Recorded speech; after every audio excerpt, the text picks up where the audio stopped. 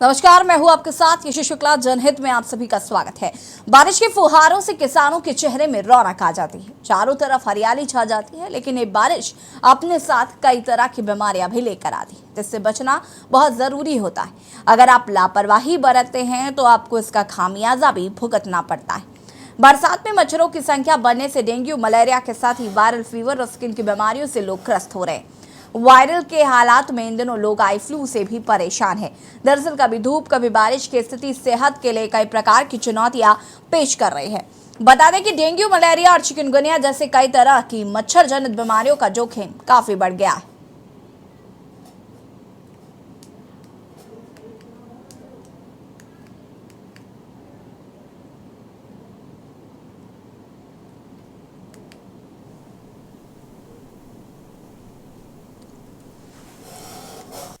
Malaria के क्या कुछ लक्षण हैं वो भी आपको बता देते हैं। जोड़ों में दर्द, उल्टी होना या जी मचलाना, शरीर में खून की कमी,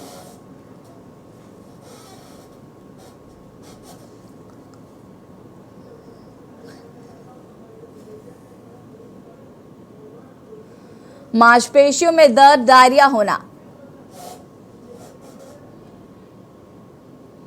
ठंड लगना और कांपना, कीटनाशकों का प्रयोग करें, फुल स्लीव्स के कपड़े पहने।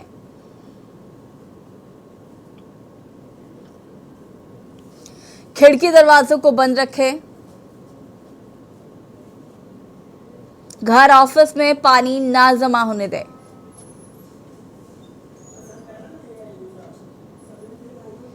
गंदगी वाले स्थानों पर जाने से बचें।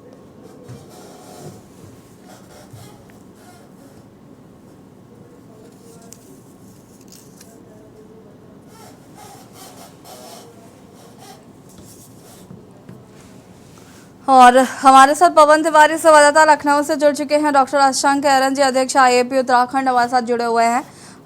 और मैं शुरुआत पवन आपसे करूंगी। लखनऊ में बात करें तो यहाँ पर डेंगू, मलेरिया के कितने मरीज हैं, क्या आंकड़ा है?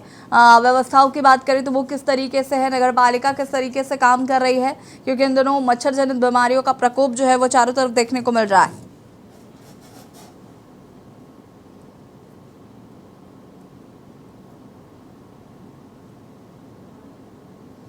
पवन, आवाज आ रही है?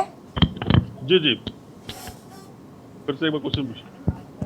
पवन, मैं पूछ रही हूँ कि लखनऊ की अगर बात करें तो यहाँ पर इन बीमारियों का आंकड़ा कैसा है? साथ ही साथ अगर हम बात करें तो नगर पालिका किस तरीके से काम कर रही है? क्योंकि मच्छर जनित बीमारियां हैं, इनका प्रकोप लगातार देखने को मिल रहा है। उत्तर प्रदेश में कई जगह पर मरीजों की संख्या में इजाफा हो रहा है।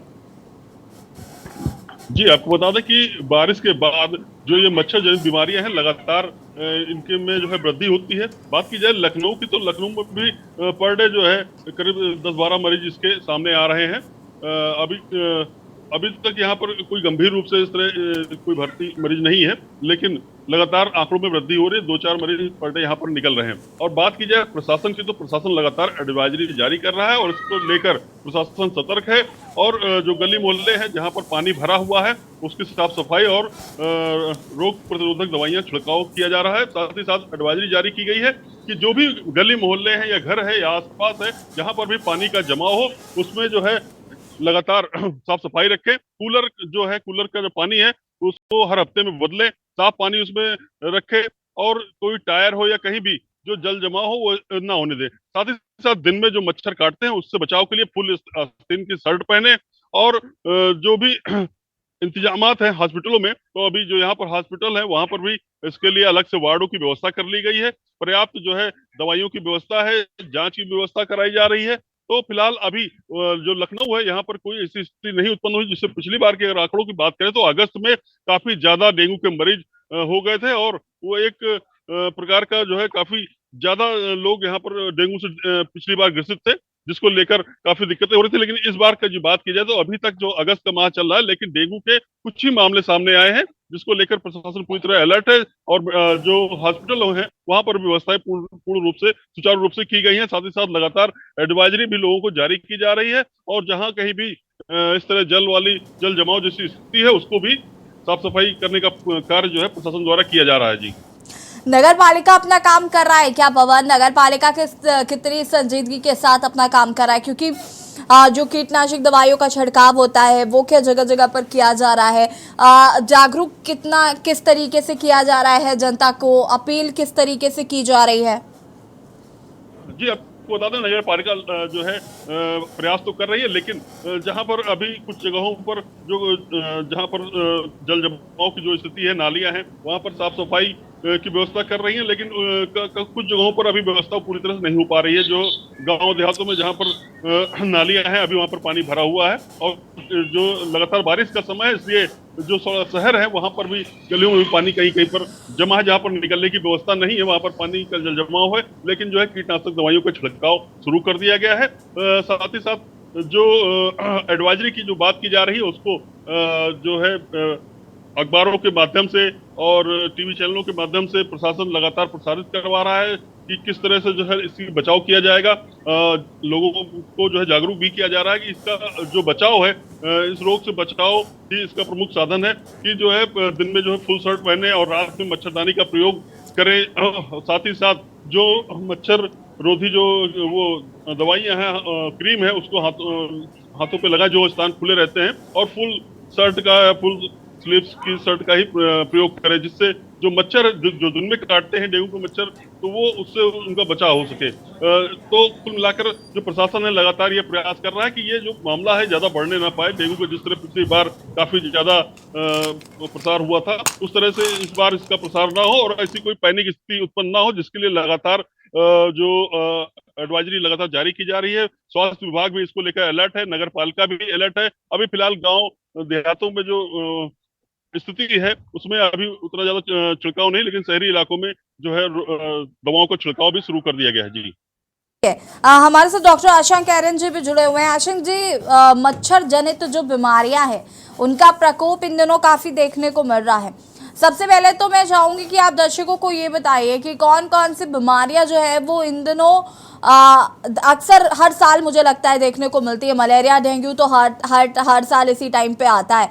और बात करें हम आई फ्लू की, तो ये एक और नई बीमारी ऐड ऑन हो गई है। हालांकि आई फ्लू का कहर पिछले साल भी शायद देखने को मिला था, और अभी मुझे लग रहा है कि ये काफ़ी ज़्यादा बढ़ गया है। तो सबसे पहले तो ये जो बरसात के टाइम पे ये जो बीमारियां होती हैं, ये कौन कौन सी हैं, उसके बाद हम बात करेंगे कि कैसे इनसे बचाव करना है या क्या तरीके हैं। मैम, बरसात के टाइम पे हमारी 2-3 तरह की बीमारियां फैलती हैं। इसमें एक तो आप ये समझिए कि जो पानी के जमाव से मच्छर ज्यादा होने के कारण बीमारियां होती हैं, जैसे डेंगू, चिकनगुनिया, मलेरिया। उसके बाद फिर दूषित पानी पीने से जैसे हेपेटाइटिस ए, जिसको हैजा बोलते हैं हिंदी में, इस तरह की बीमारियां, वायरल डायरिया। और तीसरा जो होता है मौसम के चेंज की वजह से वायरल फीवर और खांसी, और जिसको हम जो सांस की नली है उसका इन्फेक्शन बोलते हैं। तो ये बीमारियां मेनली इस मौसम में फैलती हैं। इसमें जो है इन बीमारियों में मेन कारण, जैसे मच्छर से होने वाली जो बीमारियां हैं, उनका मेन कारण ये है कि हमारे कई जगह, बहुत बड़े शहर अगर आप छोड़ दें तो हमारे कस्बे और गांव और इन इलाकों में ना जल निकासी की जो व्यवस्था है वो बहुत अच्छी नहीं है। उसको ठीक करने की भी कोशिश की गई है, लेकिन अभी हम इस स्टेज पे नहीं है कि अगर भारी बारिश हो थोड़ी सी भी ज्यादा तो जल निकासी ठीक से हो पाए। जैसा हम देखते हैं कि थोड़ी बारिश होती है एकदम पानी बिल्कुल भर जाता है। दूसरा, लोग थोड़ा सा इस चीज के लिए बहुत जागरूक नहीं है। समय समय पे मीडिया और समाचार पत्र और ये सब लोगों को जागरूक करते हैं एडवर्टाइजमेंट के माध्यम से कि हमें पानी नहीं जमा होने देना चाहिए। तो वो भी एक रीजन है कि लोग खुद इतने जागरूक नहीं है, कि जिसकी वजह से ये पानी जमा हो जाता है और मच्छर उत्पन्न होते हैं। और दूसरी तरह की बीमारी, जैसे मैंने बात की कि जो दूषित पानी पीने से होती है, इस मौसम में लोगों को खास ख्याल रखना चाहिए कि जो भी घर के अंदर उनको पानी है, अगर उनके यहाँ फिल्टर नहीं है तो वो उसको उबाल के ठंडा करके पिए, क्योंकि इस मौसम में जो भी पानी आपको आ रहा है वो दूषित हो सकता है। प्लस आप घर से बाहर जो भी खाना खाएं वो गर्म खाना खाएं, क्योंकि जो गर्म खाना होता है, जो खाना उसमें बैक्टीरिया नष्ट होने के ज्यादा चांस। और तीसरी तरह की बीमारी जैसे वायरल फीवर, वायरल डायरिया और ये जो बलगम और इस तरह की खांसी वाली चीजें हैं, निमोनिया वगैरह की, इनसे बचाव के लिए तो हमें उपयुक्त समय पे उपयुक्त कपड़े पहनने चाहिए, अपना टेम्परेचर उतना ही रखना चाहिए जितना सही है, और ठंडे गर्म से अपने आप को बचाव करना चाहिए। तो ये कुछ चीजें हैं जो हम इस मौसम में कर सकते हैं। अच्छा जी, अब बीमारियों की बात करते हैं एक एक करके, क्योंकि डेंगू हो, मलेरिया हो, चिकनगुनिया हो, इसमें बुखार कॉमन है। और हम कैसे ये पता करेंगे कि हम डेंगू से पीड़ित है, मलेरिया से पीड़ित है या चिकनगुनिया हुआ है, और इनके लक्षणों में क्या क्या अंतर है? सबसे पहले शुरुआत में डेंगू से करूंगी। डेंगू के बारे में बहुत ज़्यादा समझने की ज़रूरत है कि उसमें क्या क्या लक्षण होते हैं। जी, पहले मैं आपको ये बता दूं मैम कि मलेरिया जो है, जब से कोरोना काल खत्म हुआ है, उसके बाद देखने में आया है कि मलेरिया के केसेस में बहुत कमी आ चुकी हाँ है, जी। मतलब ना के बराबर हो गया है। उसका कारण तो खैर बाद में पता चलेगा क्यों मलेरिया के केसेस नहीं आ रहे। मलेरिया एक बीमारी है जो पैरासाइट से होती है, और बाकी जो दोनों बीमारी डेंगू और चिकुनिया की हम बात कर रहे हैं, ये वायरल बीमारियां हैं। ये एक तरह का वायरल इन्फेक्शन है, जैसे कोरोना भी एक वायरल इन्फेक्शन था। तो जितने भी वायरल इन्फेक्शन होते हैं, ज्यादातर इनके जो लक्षण होते हैं ना, बिल्कुल कॉमन होते हैं, उनमें भेद कर पाना बहुत मुश्किल होता है। तो अगर हम डेंगू की बात करें और चिकुनिया की बात करें, तो इन दोनों में एक तो कॉमन लक्षण नॉर्मल वायरल फीवर से अलग ये होता है कि इसमें पूरी बॉडी में, जोड़ों में, पैरों में बहुत सीवियर पेन होता है। तो अगर आपको बुखार हो रहा है और बुखार के साथ आपको ऐसा लग रहा है कि दर्द कुछ जो नॉर्मली बुखार आता है उससे कुछ ज्यादा दर्द हो रहा है जोड़ों में और शरीर में और पैरों में, तो वो डेंगू और चिकुनिया हो सकता है। जहां तक डेंगू की हम बात करें, डेंगू में कई बार ऐसा होता है, जो जो जो चीजें, वैसे तो वायरल इन्फेक्शन ऐसा नहीं कह सकते कि जो चीजें मैं बताऊंगा वो होगी ही होगी, लेकिन हाँ, जो अगर ये चीजें होती हैं तो हम इसको भेद कर सकते हैं और बीमारियों से। डेंगू में जनरली बाइफेजिक फीवर आता है। बाइफेजिक का मतलब है एक बार फीवर आया, उसके बाद एक दो दिन नहीं रहा और फिर दोबारा आया। दूसरी बात, जो शुरुआती फीवर आता है उसमें सर में या आंखों के पीछे दर्द एक बहुत कॉमन लक्षण है, जो बाकी बीमारियों से अलग डेंगू को पहचान करता है। अगर आपको उस तरह का दर्द हो रहा है तो आप समझ लीजिए डेंगू हो सकता है। हाँ। और दोबारा रुक के जब फीवर आता है तो फिर आपको उसके साथ पेट में दर्द और शरीर में दर्द हो सकता है, और उल्टी वगैरह भी आ सकती है। तो अगर आपका फीवर जो है 5वें, 6ठे, 7वें दिन में आ चुका है, तो एक बार आया था, दूसरे दिन को दोबारा आया है, आपको सर में दर्द हुआ था या आपके पीछे दर्द हुआ था और अब आपको पेट में दर्द भी हो रहा है, तो ये सब डेंगू के लक्षण हो सकते हैं। एक सवाल जो मेरे मन में हमेशा रहता है अशंक जी, कि ये जो डेंगू मलेरिया के जो हो रहा है, जो फैल रहा है ये डिसीज, इसका कारण क्या सिर्फ और सिर्फ जैसे टायर में पानी भर जाना या बाल्टी में बहुत दिन तक पानी भरा रहना, कूलर का पानी कहते हैं समय समय पर चेंज करते हैं, क्या सिर्फ इन्हीं ये जो मच्छर इसमें होते हैं इससे ही मलेरिया होता है, या जो कॉमन मच्छर इधर उधर टहलते रहते हैं उनसे भी ये बीमारी पनपती है? अशंक जी। हाँ जी, हाँ जी, जी मैम। उनका ये बताने का मतलब ये है कि जो मच्छर है वो कई तरह के होते हैं। मच्छरों की कई तरह की स्पीसीज होती है। तो जो पर्टिकुलर स्पीसीज जो है डेंगू फैलाती है, वो पर्टिकुलर मच्छरों की स्पीसीज जो होती है, वो वो दूषित पानी में नहीं फैलती, वो सिर्फ साफ पानी में अपने आप को वो मच्छर ग्रो करते हैं। तो इसलिए बोला जाता है कि जो साफ और स्टेगनेंट, खाली साफ ही नहीं, जैसे नदी या नहर में बहता हुआ पानी होता है, तो बहते हुए पानी में ये मच्छर नहीं अपने आप को पनपते हैं। ये मच्छर सिर्फ और सिर्फ स्टेगनेंट वाटर, जो कि रुका हुआ स्थिर पानी है, और जो कि साफ पानी है, जो कि दूषित पानी नहीं है, सिर्फ उसमें ये मच्छर जो है पनपते हैं। तो ये बताने का मतलब कि हमें वो ना होने दें जिससे हमारे आसपास उस तरह के मच्छर ना पनपे। तो लेकिन देखिए, अब चूंकि आप उत्तराखंड में हैं तो आपको ये ज्यादा पता है कि उत्तराखंड में जैसे इन दोनों बाढ़ आई हुई है, जगह जगह पर पानी भरा हुआ है, कई कई जगह ऐसी हैं जो नदी नाले उफान पर है, वो तो खैर अलग मसला हो गया क्योंकि उसमें बहुत पानी होता है, लेकिन ये जो नॉर्मल कई जगह पर नाले भरे हुए हैं या काफ़ी टाइम से निकासी नहीं हो पा रही है, तो उसमें जो पानी में मच्छर इकट्ठा होते हैं, तो ये भी तो एक बड़ा प्रॉब्लम क्रिएट करता होगा लोगों के लिए। हमारा एरिया बिल्कुल सहारनपुर और मुजफ्फरनगर से लगा हुआ है। ना सिर्फ उत्तराखंड बल्कि ये यूपी के भी कई इलाकों में जो ये आपने बोला बिल्कुल सही बोला। यही हम बोल रहे थे कि जो पानी है वो पानी की निकासी ना होने के कारण कई जगह ये पानी स्टैग्नेंट होता है और तो कुछ सिटीज होती हैं उनके बीच से मान लीजिए नहर जा रही है और उसका पानी कुछ देर के रोक दिया गया और वो स्थिर हो गया। हाँ। इन सब एरिया में भी ये मच्छर उगेगा उसके बाद। हाँ। अगर ऐसा आपका कहना बिल्कुल सही है, जो आपका सवाल है इसका उत्तर यही है कि बिल्कुल इन जगहों पे भी ये मच्छर पनप सकता है। हाँ, अगर हम उत्तराखंड की बात करें तो यहाँ पर मरीजों का आंकड़ा क्या है, यहाँ पर कितनी संख्या हो गई है डेंगू के मरीजों की, क्योंकि मुझे लगता है उत्तराखंड में तो इस समय वैसे भी बारिश लगातार हो ही रही है। और यहाँ पर मैं अगर बात करूँ तो अस्पतालों का क्या रख रखाव है, कितना डेंगू लेने के लिए, क्योंकि अलग वार्ड्स होते हैं तो उसमें कितना तैयारी है, व्यवस्था है सरकार की तरफ से भी? मैम देखिए, सरकार का तो एक ड्रिल होता है। इसमें ये अच्छी बात हो गई है कि हर साल सरकार उस ड्रिल के हिसाब से जैसे ही सीजन आता है एक जितनी भी सरकारी हॉस्पिटल्स हैं उसमें ईयर या मेडिकल कॉलेजेस है उसमें ईयर मार्क कर देते हैं कि एक वार्ड डेंगू के लिए है। लेकिन एक्चुअल में अगर आप देखें तो वो एक्टिवेट तभी होता है जब डेंगू के केसेस अच्छे होते हैं। तो अभी स्थिति ये है कि जो केसेस हैं अगर आप देखें कि किसी भी प्रैक्टिशनर से पूछेंगे कि भाई जो ओपीडी में केसेस आ रहे हैं जो लोगों को वायरल हो रहा है उसमें ज्यादातर वायरल जो है वो डेंगू के काफी नंबर ऑफ केसेस काफी हाई है। तो डेंगू काफी लोगों को हो रहा है। लेकिन ये एक अच्छी बात है कि अब तक कोई एडमिशन रेट थोड़ा कम है। मतलब इतना सीवियरिटी इस इन्फेक्शन में इस बार देखने को नहीं मिल रही है। अभी तो शुरुआती दिन है, अभी तो कुछ आगे भी ये चलेगा कि बिल्कुल भी सीवियरिटी ऐसी नहीं आ रही है कि लोगों को एडमिट होना पड़ रहा हो या कोई कैजुअलिटी हो रही हो। ऐसा नहीं देखा। केसेस काफी है। एक डेथ भी हुई है अभी जैसे जिसे रहते हैं उसके आसपास, लेकिन होना चाहिए बस। ठीक है आशंक जी, मैं वापस आऊंगी। हमारे साथ एक दर्शक जुड़ चुके हैं, पूजा शर्मा जी हैं। बहुत बहुत स्वागत है पूजा जी, और अपना प्रश्न पूछ सकती हैं आप या अपनी राय रख सकती हैं। चलिए, संपर्क टूट गया है, आप हमें फिर से संपर्क कर सकती हैं। लगातार टीवी स्क्रीन पर नंबर फ्लैश हो रहे हैं। इस मुद्दे से जुड़ी यदि आपकी कोई भी राय हो आप हमें कॉल कर सकते हैं। जयवीर मावी गाजियाबाद से हमारे संवाददाता जुड़ चुके हैं।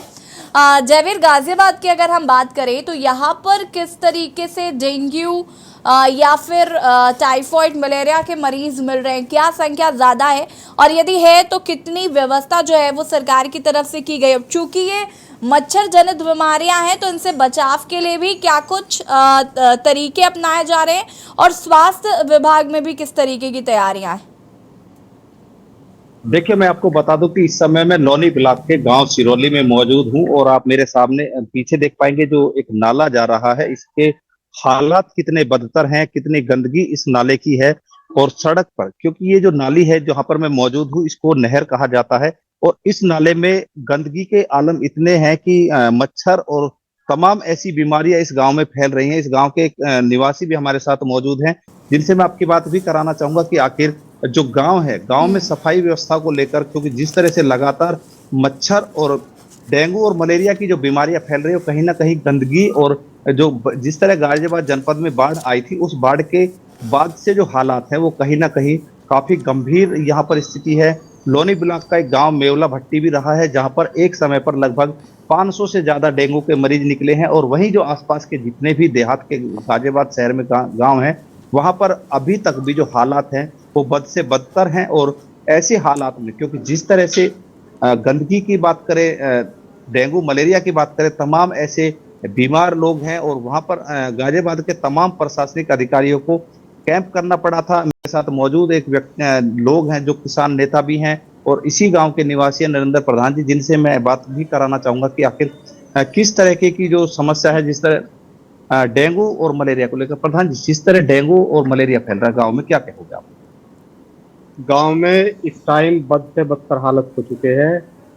ना तो कोई सफाई की व्यवस्था है, ना मच्छरों की दवाई की छिड़काव की कोई व्यवस्था है। सारी व्यवस्था भंग हो चुकी है। मैं आपसे अनुरोध करूंगा, दिखाइए कितना कूड़ा और सारी चीज पड़ी हुई है। हमारे गांव के नजदीक में जो मेवला भट्टी गांव है, यहाँ से 500 मीटर दूरी है, ज्यादा दूरी नहीं है, 500 मीटर ज्यादा नहीं होती। वहां पर जो डेंगू खत्म होकर अब इधर गांव की तरफ रुख कर रहा, और इधर कोई स्वास्थ्य विभाग का या कोई गांव की तरफ से कोई ऐसी सुविधा अभी तक गांव वासियों को नहीं मिली है। तो नंद, जिस तरह से लगातार जनप्रतिनिधियों की बात करें या ब्लॉक के जो अधिकारी हैं उनकी बात करें, तो क्या उन्होंने अभी तक जो दवाई की जो छिड़काव है, जो डेंगू का लार्वा है, उसका छिड़काव अभी तक कराए? गांव को कोई सुविधाएं दी हैं? नहीं, कुछ भी सुविधा के नाम पे यहाँ कुछ नहीं हुआ, कुछ भी अभी तक। अच्छा, जिस तरह बीमारी की बात करें तो कितने लोग यहाँ पर बीमार होंगे?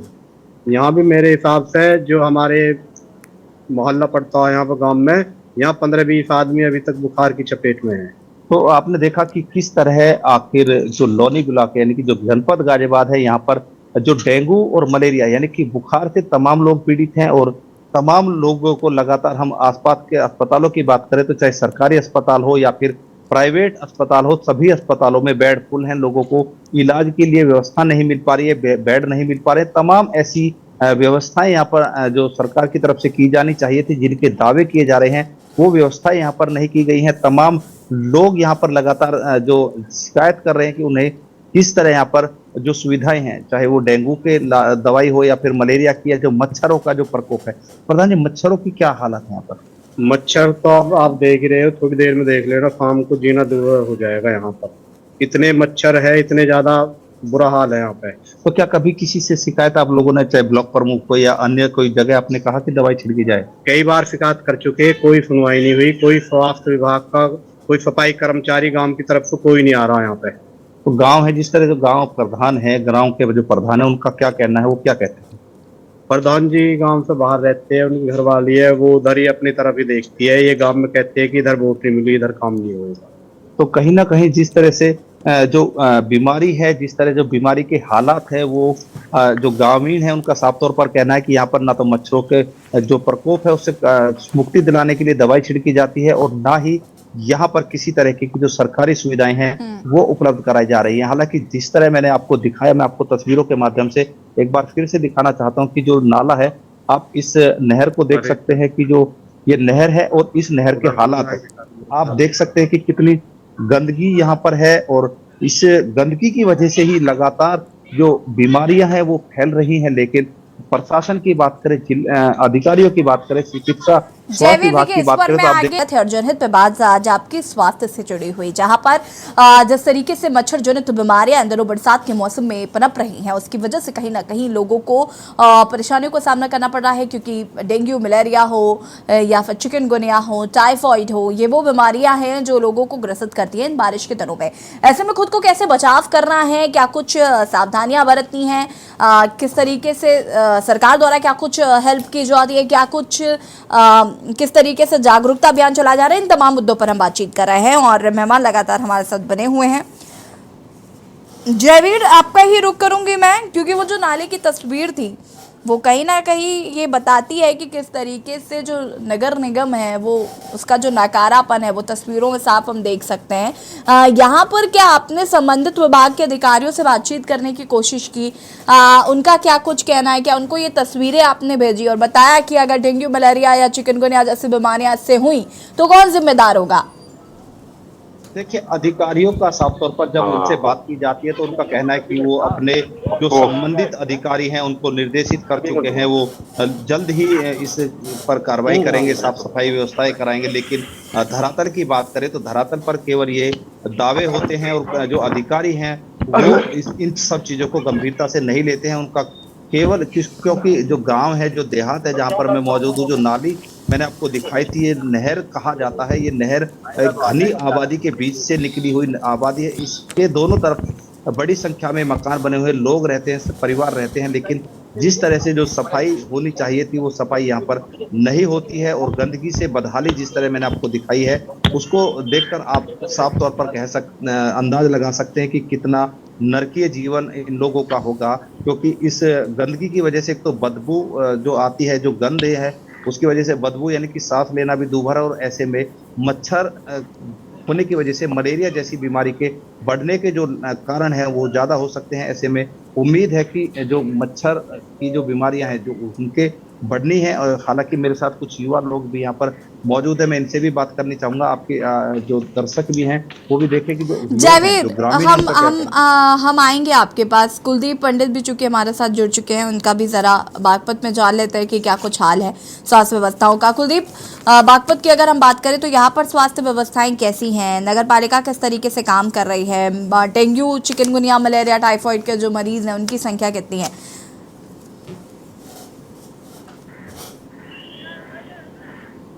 अनम्यूट कीजिएगा।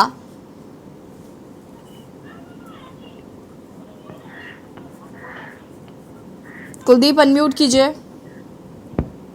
जी मैम। हेलो। जी। हाँ, मैं बताना चाह रहा था कि जो बागपत है, बागपत जो जाट बैल है और दिल्ली के बहुत नजदीक पड़ता है। जिस तरह से यहाँ पर बाढ़ का माहौल था, भारी बरसात हुई है और वर्षा के कारण काफी जो है एरिया में पानी भरा हुआ था। और इसके साथ साथ यहाँ पर जो तालाब की तरह से जो अंडरपास बने हुए थे वो तालाब में तब्दील हो गए थे। और इसके साथ साथ यहाँ पर जितना पानी भरा होता था, पानी की निकासी न होने के कारण जल भराव होता था, सड़कों के ऊपर जल भरता था, उससे काफी बीमारियों की आशंका थी। लेकिन स्वास्थ्य विभाग पूरी तरीके से अलर्ट रहा। अलर्ट तरीके से ही जो यहाँ पर सीएमओ है, मुख्य चिकित्सा अधिकारी है, उन्होंने हर जगह जाकर जहां साफ सफाई होनी थी, जहां गंदगी थी, वहां पर जो है नगर पालिका से या फिर वहां ग्राम पंचायतों से सब लोगों से संपर्क किया और वहां पर कहीं ना कहीं साफ तरह से एक व्यवस्था वहां पर की गई थी। लेकिन हालांकि इसमें जो अभी चल रहा था आई फ्लू का जो चल रहा था, आई फ्लू को ज्यादा उसमें मरीज यहाँ पर देखे जा रहे थे। जिला अस्पताल के अंदर जो भी ज्यादा भीड़ थी वो आई फ्लू के मरीजों की यहाँ पर भीड़ देखी जा रही थी। हालांकि इक्का दुक्का जो मलेरिया से जो ग्रसित थे वो मरीज यहाँ पर देखे गए हैं, जिसमें कुछ बुखार की जो चल रहे थे, बुखार के मरीज यहाँ पर देखे गए थे। लेकिन पूरी तरीके से स्वास्थ्य विभाग पूरी तरीके से यहाँ पर अलर्ट रहा और उन्होंने कहीं ना कहीं साफ तौर पर दिखाई जा रहा था कि कोई भी कहीं पे भी कोई लापरवाही नहीं बरती गई है। जी जी। ठीक है कुलदीप, नगर पालिका की बात करें तो वो क्या अपना काम जिम्मेदारी से कर रहे हैं? वो वहाँ पर किस तरीके से, चूंकि ज़रूरी हो जाता है कि पानी कहीं पर जमा ना हो पाए, या जागरूकता किस तरीके से फैलाई जा रही है? क्या इसको लेकर कोई इनिशिएटिव लिया गया है? जी, आपको बता दूं बागपत में असल में 3 नगर पालिका और 6 नगर पंचायत है। और सभी नगर पंचायत और नगर पालिकाओं में जब वर्षा हुई थी तो बरसात के दिनों में ही पूरी तरीके से उनको अलर्ट कर दिया गया था। और जिला मुख्यालय पर इनकी सब लोगों की बैठक की गई थी। ग्राम प्रधानों और ग्राम सचिवों को यहाँ पर बुलाया गया था। जो अधिशासी अधिकारी जो होते हैं, ईओ को बुलाया गया था। चेयरमैनों को भी यहाँ पर बुलाया गया था। जो नगर पंचायत के अध्यक्ष और नगर पालिका के जो चेयरमैन है उनको भी यहाँ पर बुलाया गया था। सब सामूहिक रूप से एक बैठक हुई थी। बैठक के बाद ही जहां पर जल भराव हो रहा था उन जल भराव को लेकर पूरी तरीके से उनको निर्देश दिए गए थे कि कहीं पर जल भराव की समस्या ना रहे और कोई भी इस तरह संक्रमण जो फैलते हैं उस जो उनको पहले ही उनकी रोकथाम के लिए वहां पर समुचित जो चिकित्सक हैं उनकी व्यवस्था वहां पर की गई थी।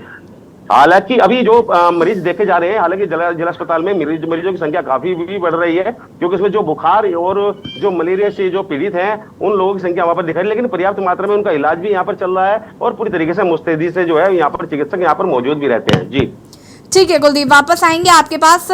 जयवीर का रुख कर लेते हैं। जयवीर, आप यहाँ पर लोगों से बातचीत कर रहे थे कि उनका कहीं ना कहीं साफ कहना है कि जिस तरीके से ये प्रॉब्लम हो रही है लोगों को, यहाँ पर जो नगर पालिका है वो भी अपना काम नहीं कर रहा है, या फिर जो जिम्मेदार हैं वो इस पर अपनी जवाबदेही नहीं कर रहे हैं। मुझे लगता है कि जिस तरीके से बीमारियाँ बढ़ रही हैं, ऐसे में कहीं ना कहीं इनके कंट्रोल के लिए जो जिम्मेदार हैं उनको कम से कम अपना काम जिम्मेदारी से तो करना ही चाहिए। जी देखिए, जिस तरह से जो बीमारियां चल रही है, जो जिम्मेदार हैं वो लगातार केवल बयानबाजी कह सकते हैं या फिर जो जमीनी हकीकत है उस हकीकत तक नहीं पहुंच पा रहे हैं। जिस तरह से लगातार जल भराव की बात करें, चाहे जो मेवला भट्टी गांव है, अभी कुछ दिनों पहले तक वहां पर 500 से ज्यादा मरीज डेंगू के निकले थे, जिसको लेकर हमने पहले भी खबर चलाई थी और चेताया भी था प्रशासन को, क्योंकि उस गांव में जो पानी की निकासी नहीं होने के कारण पूरे गांव में पानी भरा रहा था। उसके बाद बाढ़ का और बारिश का जो प्रकोप रहा, लेकिन प्रशासन ने वहां पर, हालांकि जब डेंगू के मरीज बढ़े तो वहां पर केवल एहतियात के तौर पर वहां प्रशासनिक अधिकारियों ने कैंप किया और लगातार वहां जो मरीज थे, जितने मरीजों की जांच की गई, वहां पर 90% के लगभग जांच में डेंगू के मरीज पाए गए थे। और अब की बात करें तो जिस तरह मच्छरों का प्रकोप बढ़ रहा, तो कहीं ना कहीं देहात या हो या शहर हो, सभी जगह पर हालात एक से है। सभी जगह पर जो लोग हैं वो बीमार हैं। बुखार की बात करें, साधारण बुखार हो या फिर अन्य बुखार हो, बुखारों से लोग पीड़ित हैं। सर्दी की जो शिकायत बुखार की है, वो बुखार सर्दी से चढ़ रहा है, तो लोगों को कहीं ना कहीं मलेरिया और डेंगू के मरीज हैं वो बढ़ रहे हैं। हालांकि देहात क्षेत्र की हम बात करें तो कहीं ना कहीं जांच के अभाव में ये आंकड़ा अभी तक प्रशासन के समक्ष पूरा नहीं पहुंच पा रहा है, क्योंकि लोग जो हैं वो जांच नहीं करा रहे हैं। उसके अलावा जो ऐसे डॉक्टर हैं जो निजी प्रैक्टिस करते हैं, जो अवैध, जिन्हें झोला छाप डॉक्टर कहा जा सकता है, देहात क्षेत्र में उनकी संख्या ज्यादा होती है, तो लोग वहां पर जाते हैं और अपना इलाज कराते हैं। तो प्रशासन की तरफ से या बात करें जो सरकारी सुविधाएं की बात करें, हालांकि हर गांव में यहाँ पर CHC PHC सब है, लेकिन उन पर बात करें तो स्टाफ नहीं है। डॉक्टर्स का स्टाफ की बात करो कम आता है, और ग्रामीण भी उन लोगों के पास पहुंचने में अभी उतने उत्साहित नहीं होते हैं, क्योंकि व्यवस्थाओं की बात करें तो कहीं ना कहीं तमाम ऐसी अव्यवस्थाएं इन लोगों के सामने अभी तक बनी हुई है, जिनके चलते तमाम समस्याओं का सामना करना पड़ रहा है और लोग निजी चिकित्सकों तक पहुंच रहे हैं। मेरे साथ कुछ युवा यहाँ मौजूद है, मैं इन युवाओं से भी बात करूंगा और बताऊंगा कि भैया क्या नाम है भैया आपका? सचिन, जो जिस तरह की बीमारी फैल रही क्या कहोगे? जी, हमारे यहाँ पे जो नहर जा रही है, इसमें कभी नहीं तो पानी आता है, तो इसमें जो इतनी गंदगी हो रही है बहुत ज्यादा। पता नहीं अधिकारी की तरफ से कोई यहाँ पे एडीओ वीडियो सेक्रेटरी कोई आके देखता नहीं है, और हमारे जो प्रधान जी हैं वो भी इधर नहीं आते, वो भी पर यहाँ से गांव से बाहर। प्रधान के अलावा अगर बात करें ब्लॉक प्रमुख है या फिर अन्य जो मंत्री या कहा जा सकता जो जनप्रतिनिधि है, उनसे कभी कहा या उनका क्या रुख है इसको लेकर? कहा सर सबसे, लेकिन अभी किसी ने कोई कार्रवाई नहीं की। सबसे बोला, जो भी जाते भी हैं और जो आते हैं उनसे बोलते हैं कि हमारे यहाँ नहर की सफाई करवाइए, इसमें गंदगी हो रही है, मच्छर पल रहे हैं, और लोगों को बहुत ज़्यादा दिक्कत हो जाती है। अब अपने आप ही लोग जो है दोनों तरफ जो रह रहे हैं यहाँ पे, वो अपने पैसे डालकर अपने पैसे से ही सफाई कराते हैं। तो जिस तरह बुखार चल रही है, लगातार बीमारियां चल रही है, कितना प्रभावित होता है?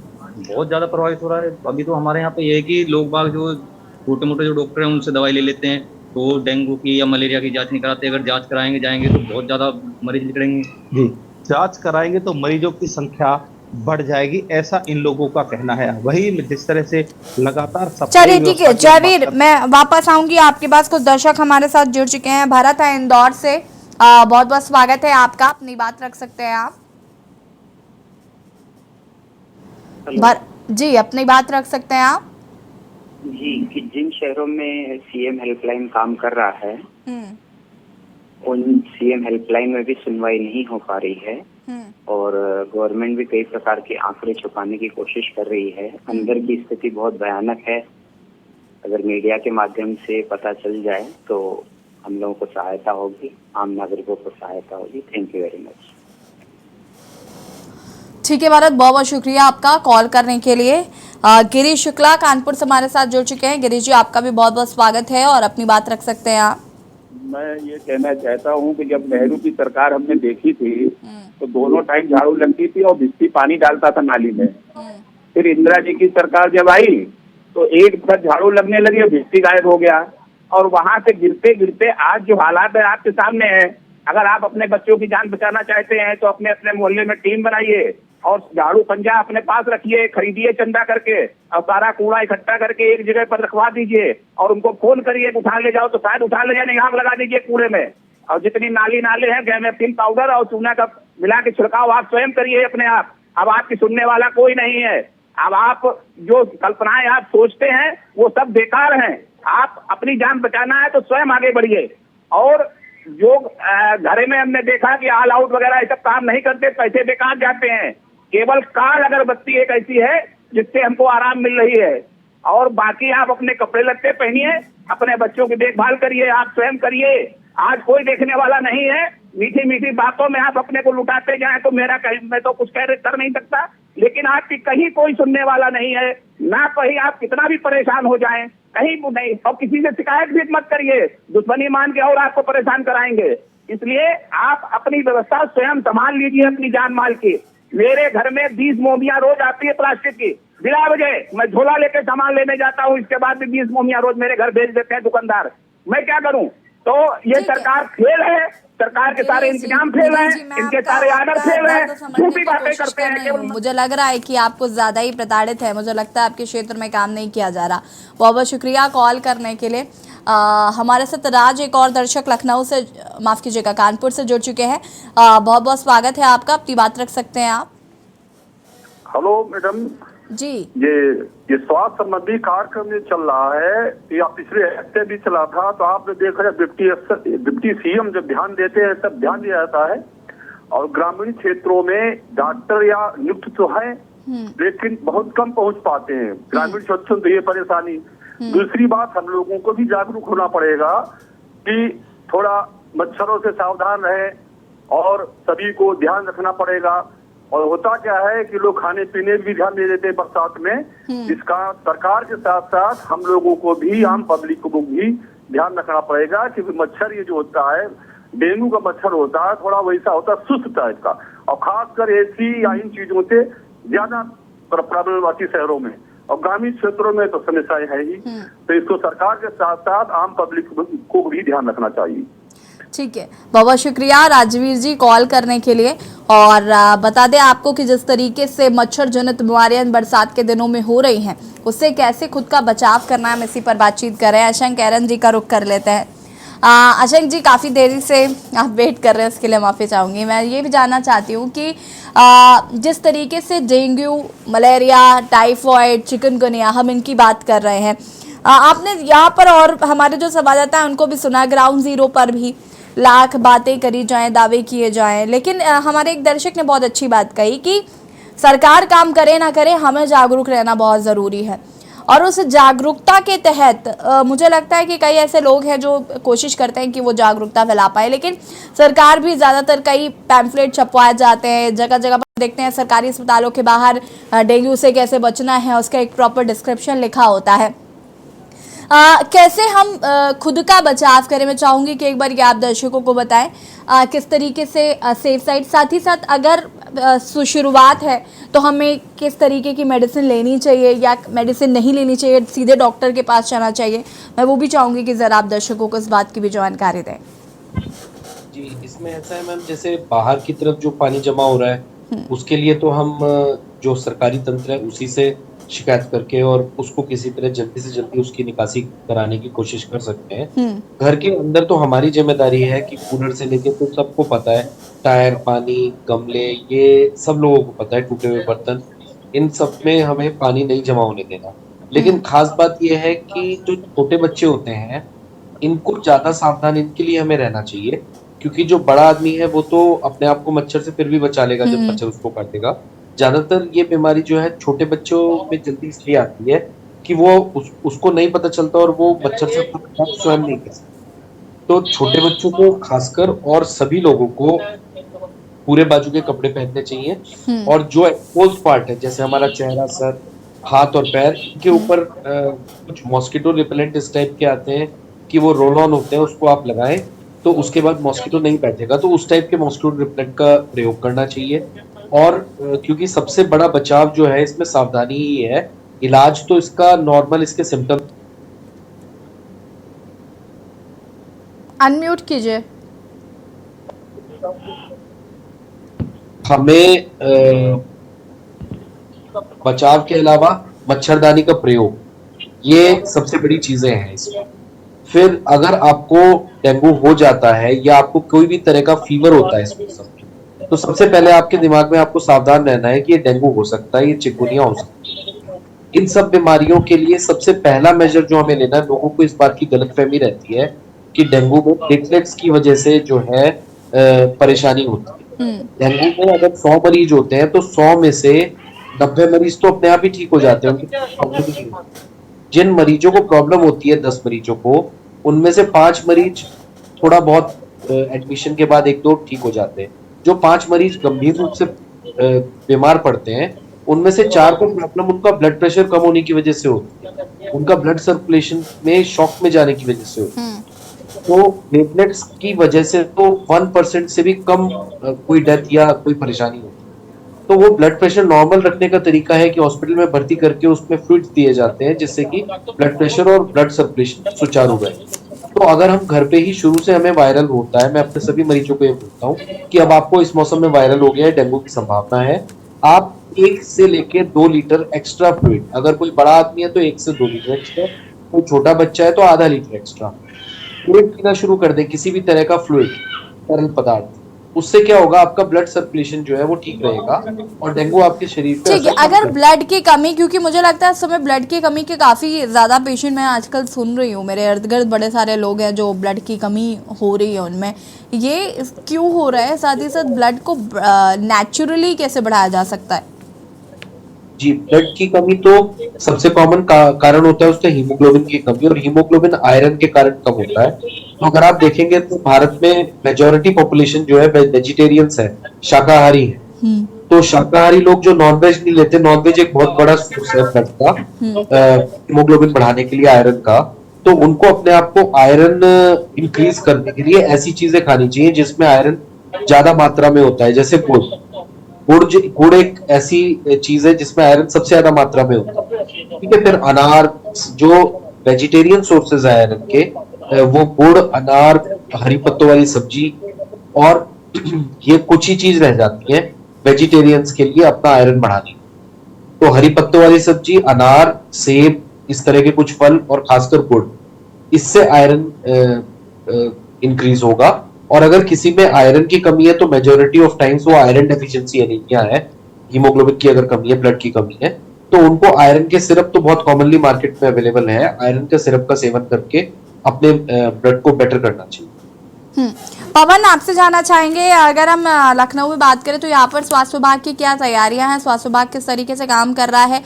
जैसे कि मैं बात कर रही थी, सरकारी अस्पतालों के बाहर एक नोट लगा दिया जाता है कि डेंगू से बचाव के तरीके या चिकनगुनिया से बचाव के तरीके, तो क्या इस तरीके की जागरूकता चल रही है, देखने को मिल रही है कहीं पर ऐसी कोई तस्वीर? जी, आपको बता दें, राजधानी लखनऊ में स्वास्थ्य विभाग की टीम लगातार मच्छर जनित बीमारियों से बचने के लिए प्रचार प्रसार कर रही है। जहां तक स्वास्थ्य विभाग की बात की जाए तो जो मलेरिया की टीम है वो भी शहरों में घूम कर, जो जहां पर जल जमाव की स्थिति है, अगर वो मकान मालिकों के द्वारा हो रहा है तो उनको नोटिस भी दी गई है। इसके साथ साथ जो मच्छर जो लार्वा विरोधी रसायन है उसका भी छिड़काव किया जा रहा है, और प्रचार प्रसार में भी तेजी लाई गई है। लेकिन अगर बात की जाए नगर निगम की तो उसकी लापरवाही अभी खासतौर से देखने को मिल रही है। हम इस समय ट्रांसपोर्ट नगर में मौजूद है, ट्रांसपोर्ट नगर एरिया में है, जहां पर आपको साफ तौर से स्क्रीन पे हम दिखा रहे हैं कि जो ये नालियां हैं, ये ट्रांसपोर्ट नगर लखनऊ की नालियां हैं, और यहाँ पर देखो कितनी गंदगी, और लगातार जो नगर निगम की टीम है उसकी लापरवाही साफ तौर से दिख रही है। जो खाली प्लाट पड़े हुए हैं और उसमें भी पानी लगातार भरा हुआ है, जिससे जो ये बीमारी है, डेंगू और मलेरिया जैसी बीमारी लगातार बढ़ने का खतरा है। और ये जो नालियां हैं, इनकी साफ सफाई नहीं होती, जिसके लिए साफ तौर से जिम्मेदार नगर निगम है, और नगर निगम कहीं ना कहीं अपनी जो जिम्मेदारी उससे भाग रहा है, और जिससे लोगों को इस तरह की जो बीमारियां हैं इसका खतरा उत्पन्न हो गया है। तो जहां उत्तर प्रदेश सरकार लगातार और स्वास्थ्य विभाग की टीम लगातार प्रयास कर रही, वहीं नगर निगम और नगर जो और ग्राम पंचायतों की जो टीम है वो कहीं ना कहीं उनके अंदर अभी जागरूकता नहीं आई है, और वो इस तरफ कम ध्यान दे पा रहे हैं। तो जिस तरह ये अभी पानी यहाँ पर नलियों में भरा हुआ है, गंदगी है, इससे यहाँ पर लगातार मच्छर जनित बीमारियों के फैलने की आशंका बनी हुई है। तो ये कहीं ना कहीं नगर निगम की जो टीम है वो उत्तर प्रदेश सरकार की जो योजनाएं हैं उसको पलीता लगाने का काम कर रही है। संबंधित अधिकारियों से बातचीत करने की कोशिश की, क्या कुछ कहना है उनका? जी, जब इस तरह जब नगर निगम अधिकारियों से इसके लिए बात की गई तो उनका साफ तौर से कहना है कि हमारी टीम लगातार नालियों की साफ सफाई करने में लगी हुई है, और जहां जहां पर शिकायतें आती हैं और जो एक एरिया है पर्टिकुलर, लगातार जो टीमें हैं लगाई गई हैं, साफ सफाई चल रही है। लेकिन अगर हमने जब इसका साफ तौर से जब ग्राउंड जीरो पर जाकर देखा तो ये आपको सामने दिख रही है जो नालियां हैं नगर निगम के अंडर में ही है, और ये ट्रांसपोर्ट नगर लखनऊ का जो ट्रांसपोर्ट नगर है, पास इलाका जिसको बोला जाता है, यहाँ पर काफी ट्रांसपोर्टर आते हैं और अपना कार्य कराने के लिए। तो इस तरह की जो गंदगी है साफ दिख रही है, जिससे नगर निगम की जो वादे हैं और दावे हैं वो कहीं ना कहीं फेल नजर आ रहे हैं। जी ठीक है, कुलदीप पंडित हमारे साथ लगातार बने हुए हैं। कुलदीप, अगर मैं बात करूं बागपत में, तो क्या वहां पर भी ऐसी तस्वीर देखने को मिल रही है?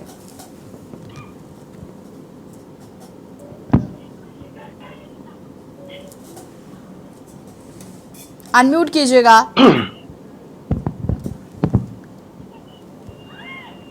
जी यशी, बता दूं आपको कि जैसे ही बरसात शुरू हुई थी उसी समय से ही यहाँ पर भयंकर बीमारियां फैलने की आशंका यहाँ पर लोगों को बनी हुई थी, और उसी को देखते हुए यहाँ पर जो स्वास्थ्य विभाग था वो पूरी तरीके से अलर्ट मोड पर था, और जगह जगह जाकर उन्होंने जागरूकता कार्यक्रम के और विभिन्न तरह के जागरूकता कार्यक्रम के साथ साथ उन्होंने इतना ही नहीं यहाँ पर जो थे लोगों के अंदर एक कैंप यहाँ पर आयोजित किया गया था। छोटे छोटे कैंप लगाकर लोगों को उसमें पूरे तरीके से जागरूक किया गया कि विभिन्न तरह की जो बीमारियां होती हैं इनसे हम कैसे बचाव कर सकते हैं, किस तरह से हम लोग अपना इलाज खुद भी कर सकते हैं। जो घर में ही जैसे साग सब्जी हुई, इस तरह से खाकर हरी सब्जियों का सेवन करने के बाद इसके साथ साथ जो मतलब फर्स्ट ट्रीटमेंट दी जाती है उससे भी वो अपना इलाज कर सकते हैं।